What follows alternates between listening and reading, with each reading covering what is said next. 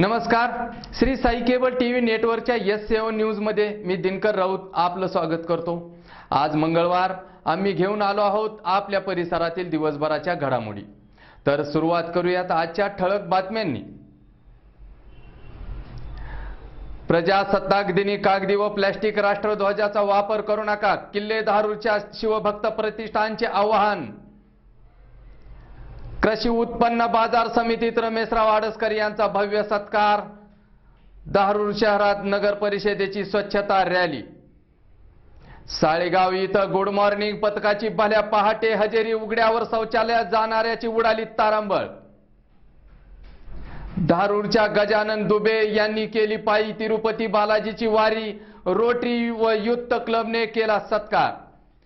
केजच्या Sharda English स्कूलच्या सत्यजित विकास मिरगणे याचे जागतिक विज्ञान ऑलिम्पियाड मध्ये नेत्रदीपक यश, तर विड्याच्या हनुमान विद्यालयाचा वेदांत कुलकर्णी जिल्हा प्रदर्शनात जिल्ह्यात दुसरा। बनसारोळ्याच्या जनविकास महाविद्यालयात वेशभूषा दिन साजरा आणि केज तालुक्यात शेतकरी कामगार पक्ष सोबळावर लढवणार, जिल्हा परिषद व पंचायत समिती निवडणूक भाई मोहन गुंडी यांची घोषणा। आणि आता पाहूयात सविस्तर वृत्तांत मुख्य संपादक प्राध्यापक हनुमंत भोसले यांच्याकडून।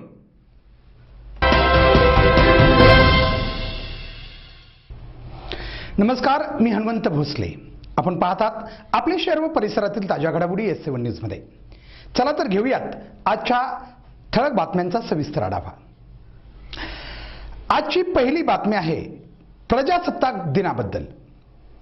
15 ऑगस्ट व 26 जानेवारी या दोन राष्ट्रीय दिनी शाळा व इतर संस्था प्रभात फेरीत कागदी अथवा प्लास्टिकचे ध्वज वापरतात। मात्र अनेक वेळा कार्यक्रम पार पडल्यानंतर हे ध्वज रस्त्यावर किंवा इतरत्र निष्काळजीपणे टाकलेले असतात किंवा पडलेले असतात, ज्यामुळे राष्ट्रध्वजाचा अवमान होतो। हे टाळण्यासाठी असे राष्ट्रध्वज न वापरण्याचं आवाहन किल्ले धारूरच्या शिवभक्त प्रतिष्ठानच्या वतीनं करण्यात आलंय। पाहूया दुसरी बातमी केज शहरातील। आज केज कृषी उत्पन्न बाजार समितीच्या वतीनं अंबाजोगाई सहकारी साखर कारखान्याचे चेअरमन रमेशराव आडसकर यांच्या भव्य सत्कार सोहळ्याचं आयोजन करण्यात आलं होतं। यावेळी केज शहरातील सामाजिक संस्थांचे प्रतिनिधी, पत्रकार व नागरिक मोठ्या संख्येने उपस्थित होते। त्यापूर्वी केज व्यापारी महासंघाच्या वतीनेही आडसकरांचा त्यांच्या निवासस्थानी सत्कार करण्यात आला। पाहुयात या सत्कार सोहळ्यांची काही दृश्य।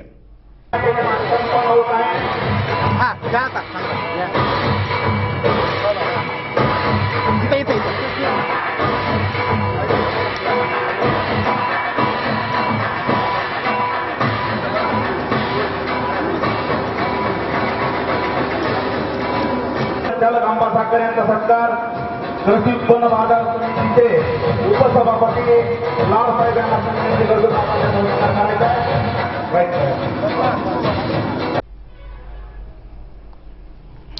बातमी आहे धारूरची।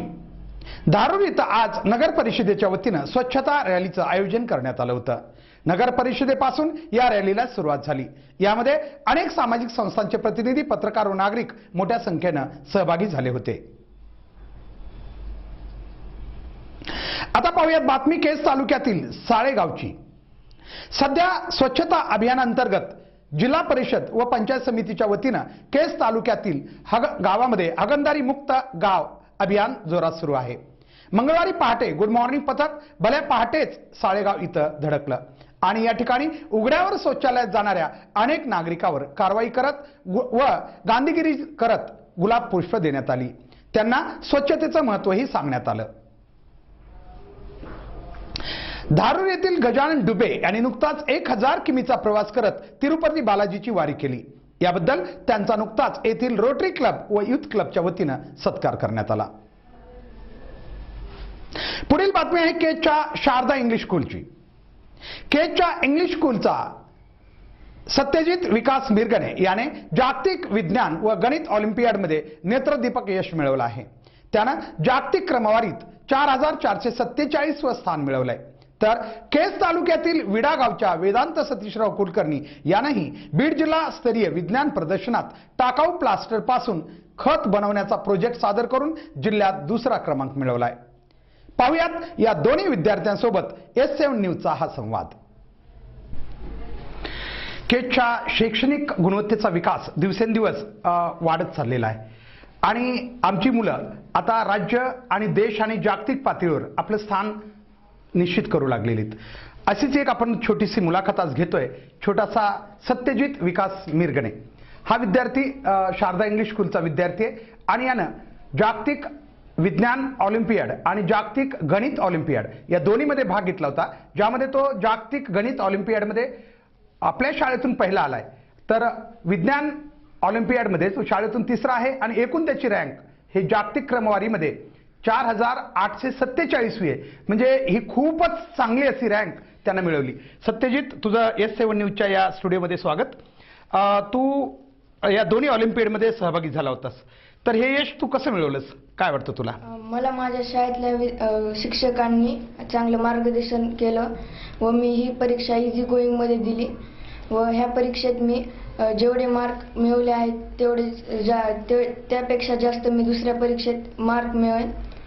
अच्छा, तू दोन्हीही विज्ञान आणि गणित ही खरं तर पुढच्या स्पर्धा परीक्षेची महत्त्वाचे विषय आहेत आणि त्यामध्ये तू जागतिक क्रमवारीत एवढं छान स्थान मिळवलंच. तर मला हे सांग की पुढे भविष्यात तुला काय बनायचं आहे? मला भविष्यात स्पर्धा परीक्षा MPSC UPSC द्यायची. MPSC UPSC नेमकं तुला काय बघायचं, म्हणजे काय बनायचं असं इच्छा आहे तुझी? मला IPS बनायचं. IPS, वा. मला वाटतं आपण बघताय की त्याला IPS बनायचं आणि विशेष म्हणजे त्याची मोठी बहीण श्रद्धा विकास मिरगणे हिनंही मागच्या वेळेस तू जिल्ह्यात पहिली आलेली आहे 10वीला. आता ती सध्या शाहू कॉलेजमध्ये अगदी पहिल्या 4-5च्या क्रमवारीत तिचा नंबर आहे आणि निश्चितच आपल्याला ही भूषणावह गोष्ट आहे की आमची मुलं आज अशा जागतिक दर्जाच्या परीक्षेमध्ये एवढा उच्च असा क्रमांक मिळवू शकतात. माझ्यासोबत त्याचे वडील आहेत विकास आप्पा मिलगणे, सामाजिक क्षेत्रात आहेत, रोटरी आहे, त्याचबरोबर व्यापारी महासंघाचे ते जिल्ह्याचे प्रतिनिधित्व करतायत आणि इतर क्षेत्रातही ते आहेतच. आप्पा, काय सांगाल तुम्ही की आपल्या चिरंजीवानं सत्यजितनं मोठं यश मिळवलं हे, याबद्दल काय सांगाल?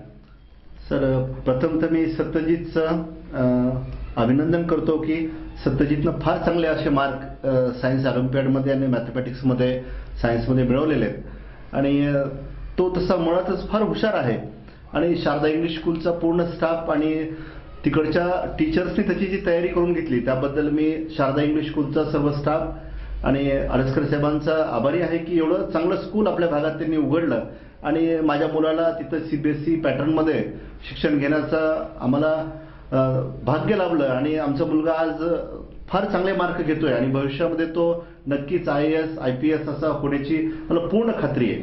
तर एक व्यापारी म्हणून सर मला एक इथं विशेष नमूद करावं असं वाटतं की व्यापाऱ्यांनी आपल्या मुलांना कमी समजू नये. कारण माझी एक मुलगी 98% मार्क घेऊन 10वीला पहिली आली आणि सत्यजितनेही चांगले मार्क घेतले. तर व्यापाऱ्यांच्या मुलांकडे आपण थोडंसं चांगलं त्यांना शिक्षण दिलं, थोडंसं मार्गदर्शन केलं, ते पुढं भविष्यामध्ये फार देशाची चांगली सेवा करू शकतील याची मला पूर्ण खात्री आहे. बरोबर आहे की बऱ्याच वेळा व्यापाऱ्याची मुलं कदाचित शिकत नाहीत, व्यवसायाकडे वळतात असं लोकांना वाटतं, पण निश्चित नाही. आपण तुमच्यापैकी काही व्यापारी असे आहेत की तुमची मुलं आज अतिशय चांगल्या यश मिळून चांगल्या म्हणजे क्रमवारीमध्ये ते शिक्षण घेत आहेत. मला एक सांगा की त्याचं म्हणणं आहे UPSC वगैरे, तुमच्या काही वेगळ्या अपेक्षित का त्याच्या, म्हणजे असंच मुलांना बनावं असं काय वाटतं का? सर, मला नक्कीच सत्यजितने जे आता सांगितलं की मला IAS व्हावं असं वाटतं, तर नक्कीच त्यांनी IAS झालेलं मला जास्त आवडेल. कारण डॉक्टर इंजिनियर हे तसे फार चांगले आहेत पण शेवटी त्याला एक मर्यादा आहे. तर त्यांनी IAS झाल्यानंतर आम जनतेची सेवा करावी, त्यांनी देशाची सेवा करावी आणि जसं आपल्याकडे उमाकांतजी दांगट साहेब जे आमचे आदर्श आहेत तशी एखादं मोठं पद त्यांनी भविष्यात घेऊन जनतेची सेवा करावी अशी माझी इच्छा आहे. तर याबद्दल मी सत्यजितला भविष्यासाठी एक वडील म्हणून बेस्ट ऑफ लक देईल. नक्कीच आपल्या दोघांचं आम्ही स्वागत करतो आणि खरोखर आमच्या केजची मुलं आता शिक्षण क्षेत्रामध्ये उंच भरारी घेऊ लागलेली आहेत. आम्ही बघतोय खेळ असेल किंवा शिक्षण असेल या दोन्ही क्षेत्रामुळे मध्ये विशेषतः केज आणि तालुक्यातील मुलं आता वेगवेगळ्या स्तरावर, कधी जिल्ह्यावर तर कधी राज्यस्तरावर तर कधी देश पातळीवर आणि आता तर अगदी आंतरराष्ट्रीय पातळीवर हे यश मिळताना आम्हाला दिसतंय. निश्चितच आम्हाला खात्री आहे की भविष्यात केजला नक्कीच ही मुलं एक उंच अशा ठिकाणी नेतील, याच्यात काही आता आम्हाला शंका नाही आहे.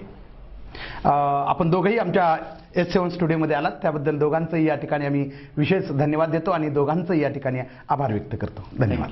आभारी. देशात अगदी ग्रामीण पातळीवरून शास्त्रज्ञ तयार व्हावेत यासाठी तालुका, जिल्हा आणि राज्य स्तरावर काही विज्ञान प्रदर्शन आयोजित केले जातात. बीड जिल्ह्यातही नुकतंच 42वं विज्ञान जिल्हास्तरीय विज्ञान प्रदर्शन पार पडलं. या प्रदर्शनामध्ये विशेष म्हणजे आपल्या केज तालुक्यातील विड्यासारख्या ग्रामीण भागातील हनुमान विद्यालयाचा विद्यार्थी वेदांत सतीशराव कुलकर्णी हा या जिल्हास्तरीय प्रदर्शनामध्ये जिल्ह्यात दुसरा आलाय. आज आपण त्याच्याकडून जाणून घेणार आहोत हा भावी शास्त्रज्ञ नेमका याला ही कल्पना कशी सुचली आणि याच्यातून नेमका भविष्यात तो काय करणार आहे. आपल्याला माहिती सध्या प्लॅस्टर ऑफ पॅरिस मोठ्या प्रमाणात वापरलं जातंय. वेगवेगळ्या शोभेच्या वस्तू किंवा गणेश मूर्ती असतील किंवा अशा मूर्त्या बनवण्यासाठी प्लॅस्टर ऑफ पॅरिसचा मोठा वापर होतोय. मात्र त्यानंतर हे प्लॅस्टर ऑफ पॅरिस लवकर जमिनीत मिसळत नाही आणि त्यामुळं प्रदूषणाचा मोठा धोका होतोय. तर हे ओळखून या छोट्या शास्त्रज्ञानं कदाचित उद्याचं हे प्लॅस्टर ऑफ पॅरिस खतामध्ये परिवर्तित केलंय. तर यासाठी आपण त्याच्याकडून जाणून घेऊया. माझ्यासोबत आहे वेदांत, तुझं आमच्या S7 न्यूजमध्ये खूप स्वागत. मला हे सांग की या 42व्या बीड जिल्हास्तरीय विज्ञान प्रदर्शनामध्ये तू दुसरा आलास आणि विशेष म्हणजे खूप छान एका प्रोजेक्टबद्दल तू यामध्ये सहभागी होतास की टाकाऊ प्लॅस्टर ऑफ पॅरिस जे आहे जे टाकून दिलं जातं त्याच्यापासून खत निर्मिती. तर तुला हे कसं सुचलं सगळं? आता आमचं गाव आहे विडा, त्याच्यामध्ये खूप मोठ्या प्रमाणामध्ये मोठ्या फेस्टिवल साजरे केले जातात. नवरात्री, अच्छा. गणपती, त्यामध्ये वेगवेगळ्या प्रकारचे मूर्त्या वापरल्या जातात गणपतीच्या, गौरीच्या. पण जास्त करून सगळ्याच घरांमध्ये POPच्या मूर्त्या वापरल्या जातात जे की पाण्यामध्ये डिग्रेडेबल नाही. मग फेस्टिवल संपल्यानंतर ते पाण्यामध्ये त्याचं विसर्जन करावं लागतं. एका विहिरीमध्ये विसर्जन केलं जातं. आमच्या गावामध्ये आमच्या घराच्या शेजारीच आहे ती विहीर. ते सगळं बघितलं मी. त्या स्टॅच्यूला लागलेल्या केमिकल्समुळं पाणी खूपच नासाडी व्हायला लागली त्या पाण्याची. आपलं पर्यावरण असंतुलित व्हायला लागलं. या सगळ्याची चर्चा आम्ही अंकुश सर, कुंभार सर सोबत केली. तर आम्ही वेगवेगळ्या केमिकल्समध्ये POPचे स्टॅच्यू मिसळून बघितले. परंतु ते फक्त अमोनियम बायकार्बोनेट आणि अमोनियम कार्बोनेट याच द्रावणामध्ये ते पूर्णपणे त्याचं विघटन झालं आणि त्याच्यापासून अमोनियम सल्फेट जे की उत्कृष्ट खत आहे त्याची निर्मिती झाली आणि कॅल्शियम कार्बोनेट जे की आपण सिमेंट फॅक्टरीमध्ये सिमेंट तयार करण्यासाठी वापरू शकतो याची निर्मिती झाली. आणि मोठ्या शहरांमध्ये तर जसं की आपण पाहू शकतो मुंबई, चिंचवड, पुणे अशा शहरांमध्ये तर खूप मोठ्या प्रमाणात पाण्याची नासाडी होऊ शकते आणि पर्यावरणीय असंतुलन होऊ शकतं. तर अशा पद्धतीने मला प्रोजेक्टची कल्पना सुचली. वा, खूपच छान. म्हणजे तू जे विचार इथं व्यक्त केलेस की याचा तुम्ही बारकाईने अभ्यास केला अगोदर की प्लॅस्टर ऑफ पॅरिस नेमक्या कोणत्या केमिकल्समध्ये म्हणजे त्याचं विघटन होऊ शकतं आणि त्यानंतर मला हे सांग की हे सगळं करण्यासाठी आणखीन तू लहान आहेस, मला वाटतं कोणत्या वर्गात आहेस तू सध्या? 9वी मध्ये. तर 9वी मध्ये असताना तुला एवढा मोठा विचार, कारण शिक्षण आजचा असं असावं कृतीतील, कारण आपण बघतो फक्त आपण परीक्षार्थी बनतो पण असा विद्यार्थी बनणं खूप समाजासाठी, देशासाठी गरजेचं. मला हे सांग की यासाठी तुला कोणाची मदत भेटली? रामदास कुंभार सर आणि अंकुश सर आणि माझ्या मित्रांनी व माझ्या पालकांनी मला खूप प्रेरणा दिली. नक्कीच. एक जर शिक्षक जर दूरदृष्टी असला आणि तो जर खरं विद्यार्थ्यांना चांगलं मार्गदर्शन करू शकला तर भावी शास्त्रज्ञ आपल्या गावात सुद्धा तयार होऊ शकतात. हे हनुमान विद्यालयाच्या शिक्षकांनी नक्की दाखवून दिलेले. माझ्यासोबत या ठिकाणी या विद्यालयाचे शिक्षक अंकुश सर आहेत. सर, आपण आत्ताच वेदांतनं सांगितलं की शिक्षकांच्या मार्गदर्शनाखाली त्यानं हे केलंय. मला हे सांगा की आजकाल आम्ही बघतो ग्रामीण भागातील शाळा फार काही असं लक्ष देत नाहीत की विद्यार्थ्यांना काहीतरी बनावं. फक्त परीक्षार्थी आणि निकाल लावणं आणि पर्सेंटेजमध्ये मुलांना नेणं याच्या पलीकडे शाळा करत नाहीत. तर तुम्ही हे सगळं केलं, यामागं तुम्हाला म्हणजे कोणती प्रेरणा होती तुम्हाला असं करण्यामागं? ज्यावेळेस तालुकास्तरीय विज्ञान परिषद, जिल्हास्तरीय विज्ञान परिषद त्यामध्ये वेगवेगळे विषय असतात त्यावेळेस आम्ही शाळेमध्ये मुलाला कल्पना देतो की ह्या विषयासंदर्भात आपल्याला प्रोजेक्ट वगैरे तयार करायचे.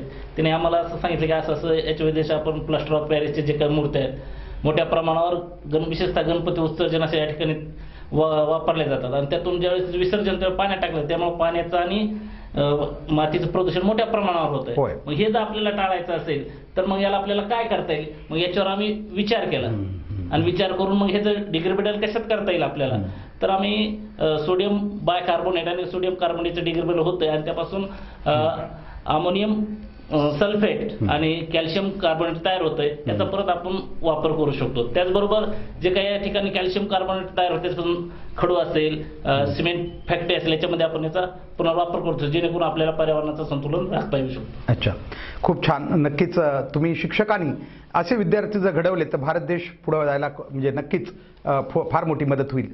मला वाटतं शिक्षकाप्रती, अशा शिक्षकाप्रती समाजाने आदर व्यक्त केला पाहिजे. मला या ठिकाणी वेदांचे वडील आहेत, थोडं कॅमेऱ्याकडे बघून घ्या. मला सांगा सतीशरावजी, मुलगा एक आजचा छोटा शास्त्रज्ञच म्हणूया आपण त्याला, आणि कोणत्याही पित्याला असा अभिमान वाटेल अशा आपल्या मुलाचा, जो की 9वीत असताना इतका चांगला विचार करू शकतो, आणि त्यानं जे स्पष्टीकरण सादर केलं इथं आमच्या प्रेक्षकासाठी म्हणा, किंवा त्याचं जे स्पष्टीकरण सादर केलं त्यानं, ते इतकं अगदी चिंतनीय होतं किंवा इतकं चांगल्या प्रकारे त्यानं केलं की खरोखर तो भविष्यात मोठा शास्त्रज्ञ होऊ शकेल, याचा आम्हाला नक्कीच अभिमान आहे. तर तुम्ही काय सांगाल आपल्या मुलाबद्दल? मुळात तो होतकरू मुलगा आहे खूप, आणि लहानपणीपासूनच त्याला वेगवेगळे प्रयोग करण्याची इच्छा असते. काल सुद्धा याच्यात जरी त्याची निवड झाली असली तरी त्यांनी एक व्हॅक्युम क्लिनर काल सुद्धा बनवलंय. म्हणजे तो नेहमीचा अग्रेसर असतो याच्यामध्ये, आणि त्याच्यामुळं आम्ही त्याला प्रोत्साहन देतो. त्याला ज्या काही अडचणी येतात त्याला मदत करतो, आणि सरांचंही खूप छान मार्गदर्शन मिळालं. त्याच्यामुळे आम्ही काय केलंय, खूप त्याला प्रोत्साहन दिलंय, आणि त्याला पुढेही त्याला चांगलं यश मिळेल अशी आम्हाला खात्री आहे. नक्कीच वेदांत सतीशराव कुलकर्णी हा विद्यार्थी आहे, 9वीत आहे, आणि ग्रामीण भागातून त्यानं हे यश मिळवलेलं आहे. मला प्रेक्षकांनो तुम्हाला सांगायचं आहे की आम्ही जे चिंतनीय असतो, नेहमी चिंता करतो मुलांच्या शिक्षणाची, की आपली मुलं कुठेतरी मोठ्या शहरामध्ये, पुणे, लातूर किंवा बेंगलोर अशा ठिकाणी गेली तरच शास्त्रज्ञ म्हणतात. तर असं नाही आहे. आपण बघताय केजलाच नाही तर केजच्या आसपास असणाऱ्या अगदी आमच्या विड्यासारख्या ठिकाणी आणि हनुमान विद्यालयात शिक्षण घेणारा हा विद्यार्थी आज एक जो एखादा वैज्ञानिक विचार करू शकणार नाही इतका विचार करू शकतो. म्हणजेच याचा अर्थ स्पष्ट आहे की जिथं काहीतरी करण्याची इच्छा आहे तिथं कुठल्याही मर्यादा काम करत नाहीत. त्या प्रत्येक मर्यादा पार करून ओलांडून ही मुलं यशस्वी होतात. हा संदेश नक्कीच वेदांत सतीश कुलकर्णी यांनी आपल्याला दिलेला आहे. आपण सगळेच या ठिकाणी आलात आणि आमच्या प्रेक्षकासाठी, कारण आमचा हा उद्देश राहणार आहे, S7 न्यूजचा यापुढे आमचा उद्देश आहे यशस्वी चेहरे आम्ही समाजापर्यंत घेऊन जाणार आहे. ठीक आहे, आमचं सुरुवात आहे, थोड्या काही कमी होतील आमच्याकडून, पण नक्कीच आम्ही एक दिवस आमचा हा जो उद्देश आहे तो साध्य करणार आहेत. आमच्या समाजातील प्रत्येक क्षेत्रात जे यशस्वी चेहरे आहेत ते समाजापर्यंत नेण्याचं काम आम्ही यापुढेही करत राहणार आहेत. आपण आलात त्याबद्दल पुन्हा एकदा S7 न्यूजच्या वतीनं आपल्या सर्वांचं या ठिकाणी आभार व्यक्त करतो. धन्यवाद. तुमचे धन्यवाद. केज तालुक्यातील बनसारोळ येथील जनविकास महाविद्यालयात वेशभूषा दिन साजरा करण्यात आला. पाहुयात याचं एक दृश्य. शेवटची बातमी. शेतकरी कामगार पक्ष केज विधानसभा मतदारसंघातील सर्व जिल्हा परिषदा व पंचायत समिती गणामध्ये आपले उमेदवार उभे करणार असल्याची माहिती सेकापचे नेते भाई मोहन गुंडे यांनी दिली आहे. यासाठी बुधवारी विशेष बैठकीचं पक्षाच्या वतीनं आयोजन करण्यात आलंय. आणि या बातमीबरोबरच आमचं आजचं हे बातमीपत्र संपलं. आपले शहर व परिसरातील ताज्या घडामोडीसाठी आपण पाहत राहा S7 न्यूज. आता दररोज रात्री 9 व 10 वाजता आणि पुनर्प्रसारण दुसऱ्या दिवशी सकाळी 7:30 व 10 वाजता आणि पुन्हा दुपारी 2 वाजता. आपलं घरचं हक्काचं चॅनल S7 न्यूज मध्ये आपण पाहत राहा S7 न्यूज. तोपर्यंत नमस्कार.